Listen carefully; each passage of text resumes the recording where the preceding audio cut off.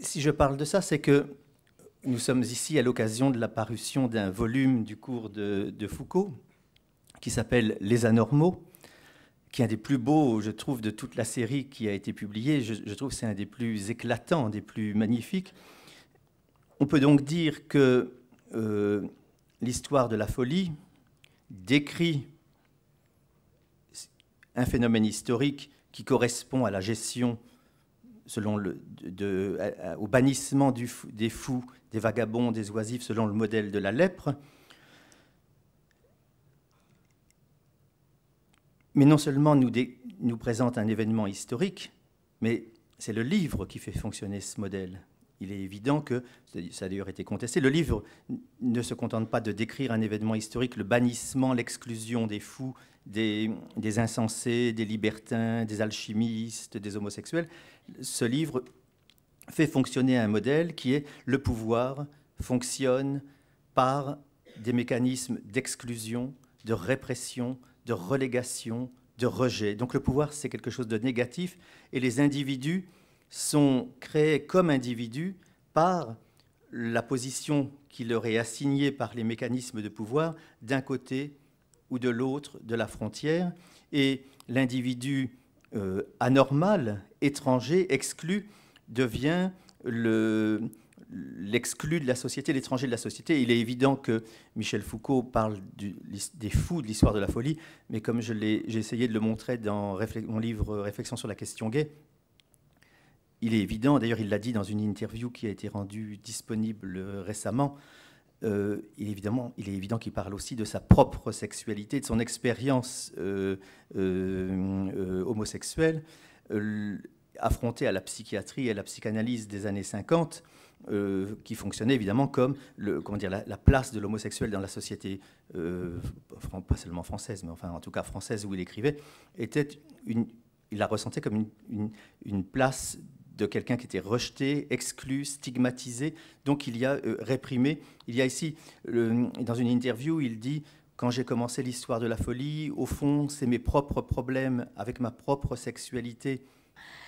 Lorsque Foucault s'interroge sur la singularité de ce texte de Kant ou sur sa spécificité, il y repère quelque chose de tout à fait particulier, quelque chose qui a trait à l'histoire, mais dont l'objet n'est ni l'origine, ni la finalité du processus historique. La question de Kant porte, dit Foucault, sur la pure actualité. L'objet de ce texte, c'est la pure actualité.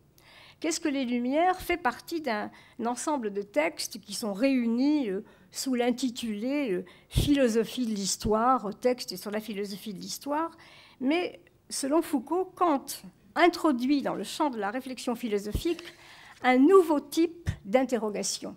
À travers ce texte, un nouveau type d'interrogation. Il ne pose pas à l'histoire, comme dans d'autres ouvrages, une question sur son origine, par exemple les conjectures sur les débuts de l'histoire humaine. Il ne pose pas une question sur son achèvement ou sur son terme supposé, comme dans l'idée d'une histoire universelle du point de vue cosmopolitique, ni même sur la finalité interne qui organise les processus historiques, ce qu'on appelle classiquement la philosophie de l'histoire. Le texte sur les Lumières a une autre visée. Il est à la recherche d'une différence. Il se demande quelle différence il y a entre aujourd'hui et hier. Quelle différence il peut y avoir entre aujourd'hui et hier. Et donc la question de Kant, c'est pour Foucault la question philosophique du présent. Qu'est-ce qui se passe aujourd'hui? Qu'est-ce que c'est que ce présent auquel j'appartiens? Qu'est-ce que ce maintenant à l'intérieur duquel nous sommes les uns et les autres et qui est le lieu, le point duquel j'écris? C'est ce que dit Kant, mais c'est ce que pourrait relayer également Foucault. De la minorité dont l'homme est, est responsable.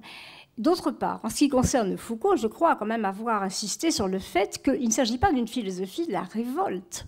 Il s'agit de quelque chose, quand Foucault analyse la question du pouvoir, il dit qu'il n'y a pas de pouvoir sans liberté. Il n'y a pas de pouvoir sans liberté. Il parle de la rétivité du pouvoir et de l'intransitivité de la liberté. Donc il ne s'agit pas du tout d'une apologie de la révolte pour la révolte, il s'agit d'une analyse, en quelque sorte, du fait que entre le pouvoir et les sujets, si vous voulez, c'est une relation. Bon, et que quelque chose, d'une certaine façon, se joue dans à la fois dans, comment dire, au fond, dans le rapport entre, dans la structure même de la gouvernementalité, entre l'exercice du pouvoir et l'exercice de la liberté. Bon, donc la question de la normativité, elle a été abordée hier. On peut très bien considérer qu'il y a une normativité immanente, et je pense que c'est un petit peu ça, comment dire, au fond, l'idée de Foucault, via, comment dire, issu d'une certaine façon d'une lecture spinoziste, c'est-à-dire, on n'est pas obligé de se référer non plus à des normes transcendantes pour, au fond, élaborer un ethos. L'attitude critique, d'une certaine façon, elle renvoie à une immanence des normes, de la distinction entre la normativité, qui n'est pas libérée, et une certaine imposition de la normalité.